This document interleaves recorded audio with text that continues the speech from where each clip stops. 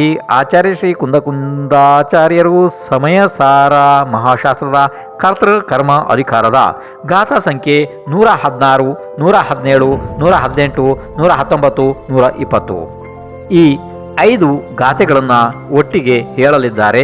ಯಾಕೆಂದರೆ ಅದು ಒಂದೇ ವಿಷಯದ ಸಂಬಂಧಿ ಗಾಥೆಗಳು ಇರೋದ್ರಿಂದ 5 ಗಾಥೆಗಳನ್ನು ಒಂದೇ ಸಲ ಹೇಳಲಿದ್ದಾರೆ.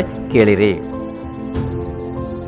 ಜೀವೇಣ ಸ್ವಯಂ ಬದ್ಧಂ ನಾ ಸ್ವಯಂ ಪರಿಣಮದಿ ಕಮ್ಮಭಾವೇಣ ಜದಿ ಪುಗ್ಗಲದವ್ವಮಿಣಂ ಅಪರಿಣಾಮಿ ತದಾ ಹೋದಿ ಕಮ್ಮಯ್ಯ ವಗ್ಗಣಾಸು ಯಾ ಅಪರಿಣಮಂತಿಸು ಕಮ್ಮಭಾವೇಣ ಸಂಸಾರಸ್ಥ ಅಭಾವೋ ಪ್ರಸಜ್ಜತಿ ಸಂಕ ಸಮೋ ವಾ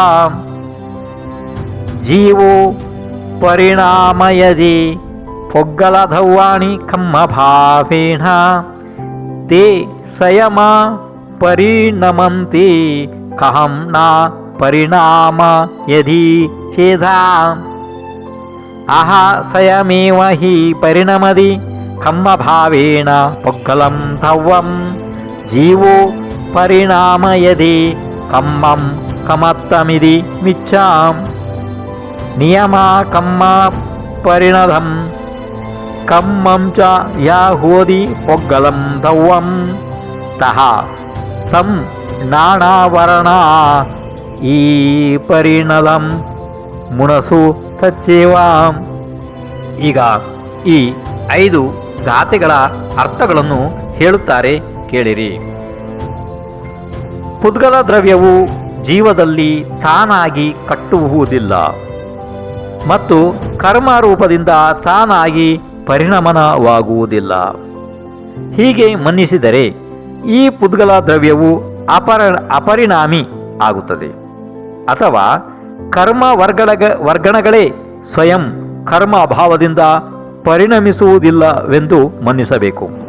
ಅದರಿಂದ ಸಂಸಾರದ ಅಭಾವವು ಸಿದ್ಧವಾದೀತು ಅಥವಾ ಸಾಂಖ್ಯ ಮತದ ಆಪತ್ತಿ ಬಂದೀತು.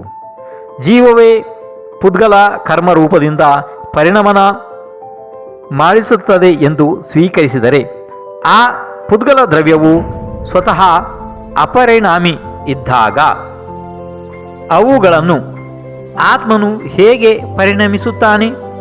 ಹೀಗೆ ಪ್ರಶ್ನೆ ಉದ್ಭವಿಸುತ್ತದೆ.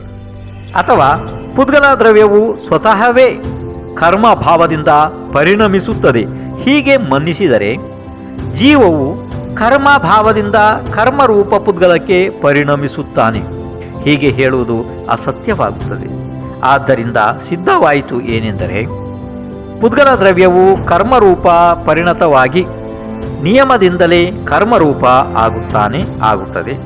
ಹೀಗೆ ಆದಾಗ ಅದೇ ಪುದ್ಗಲ ದ್ರವ್ಯವನ್ನು ಜ್ಞಾನಾವರಣಾದಿ ರೂಪ ಪರಿಣತವಾದ ಕರ್ಮವೇ ಎಂದು ಇಲ್ಲಿ ತಿಳಿಯಬೇಕು.